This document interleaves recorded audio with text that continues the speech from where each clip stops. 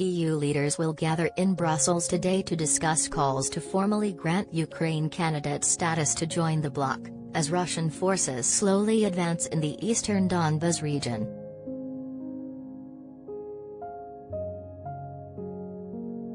But some member states have been lukewarm about letting Ukraine join the EU, and any accession process is likely to take years if not decades.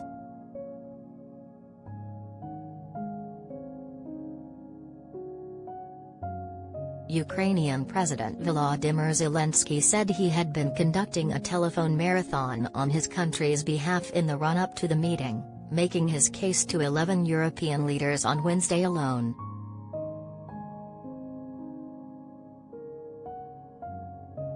"We are preparing for the historic decision of the European Council.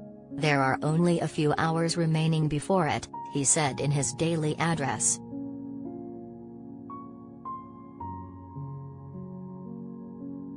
The European Commission-backed candidacy is widely expected to be approved, but accession to the EU could take decades.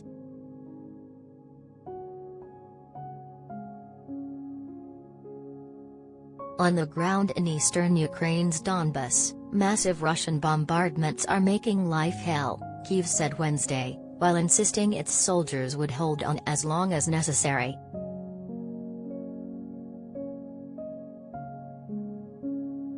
Moscow's troops have been pummeling the battleground Lugansk region and the strategically important city of Severodonetsk for weeks and are slowly advancing, despite fierce resistance from the outgunned Ukrainian military.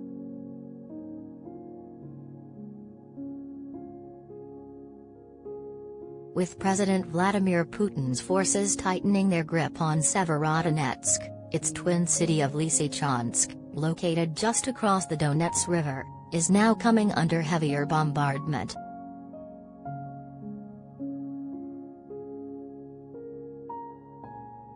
Taking the two cities would give Moscow control of the whole of Lugansk, allowing Russia to press further into Donbas.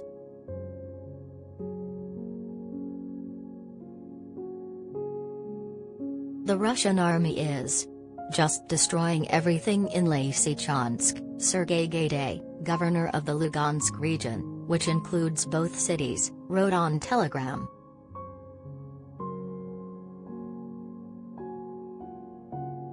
"It's just hell out there, after 4 months of shelling in Severodonetsk," he wrote later.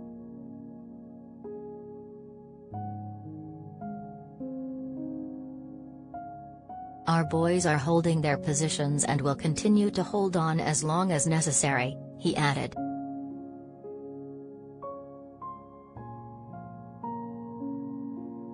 Pro-Russian separatists claimed they were close to surrounding both Lysychansk and Severodonetsk.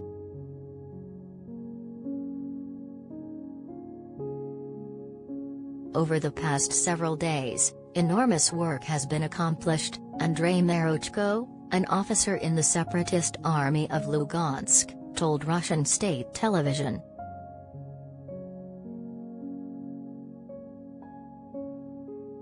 After being pushed back from Kyiv and other parts of Ukraine following their February invasion, Moscow is seeking to seize a vast eastern swath of the country.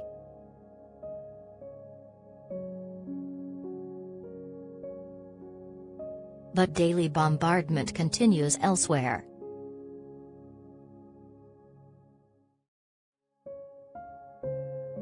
The northeastern city of Kharkiv near the Russian border was near empty on Wednesday, AFP reporters said, a day after shelling by Moscow's forces killed 5 people there.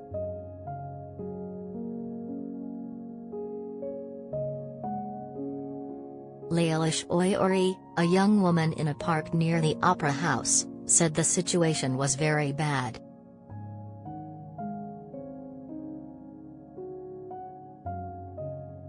"Last night the building next to mine collapsed from the bombardment while I was sleeping," she said.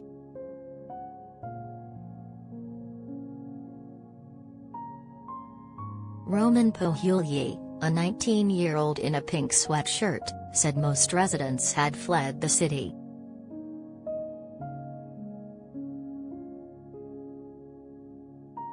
Only the grannies are left, he said.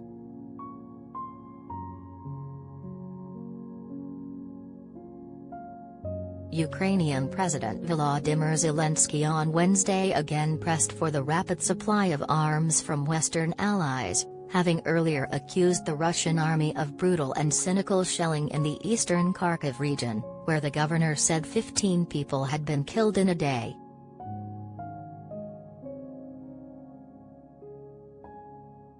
As Ukraine awaits the delivery of advanced rocket systems, a new report from the Institute for the Study of War suggests its use of drones, a key factor in early success against Russian forces, is increasingly being hampered by improvements to Moscow's air defense capabilities.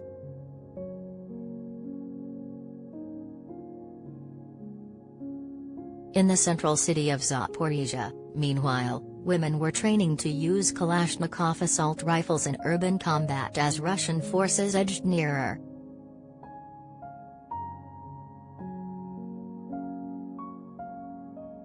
When you can do something, it's not so scary to take a machine gun in your hands, said Ulyana Kiyashko, 29, after moving through an improvised combat zone in a basement.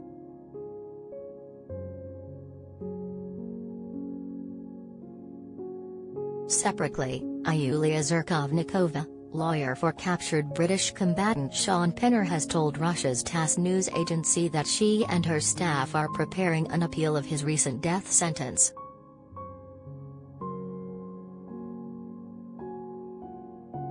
Penner, along with fellow British citizen Aidan Naslin and Moroccan Brahim Sadoun, were sentenced to death by pro-Moscow separatists in the breakaway Donetsk People's Republic earlier this month.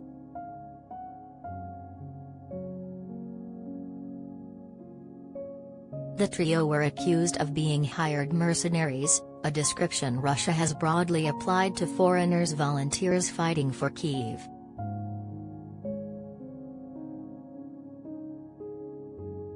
Away from the battlefield, a senior U.S. official in Washington said President Joe Biden and other group of 7 leaders holding a summit this weekend in Germany would announce new measures to punish Russia for the invasion.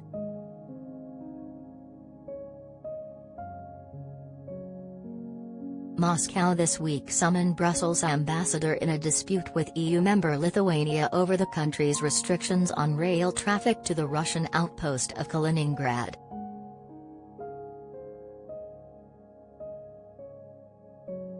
The territory, annexed from Germany following World War II, is about 1,000 miles, 1,600 kilometers, from Moscow, bordering Lithuania and Poland.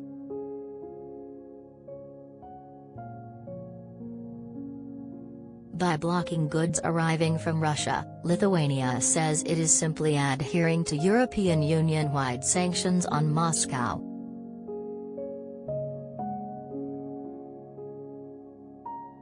The United States made clear its commitment to Lithuania as NATO ally, while Germany urged Russia not to violate international law by retaliating.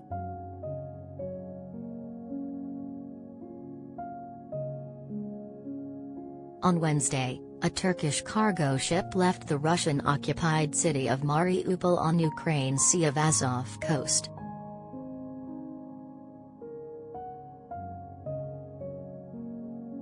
Moscow and Ankara have negotiated for weeks towards getting millions of tons of desperately needed grain out of the war zone and onto Africa and the Middle East.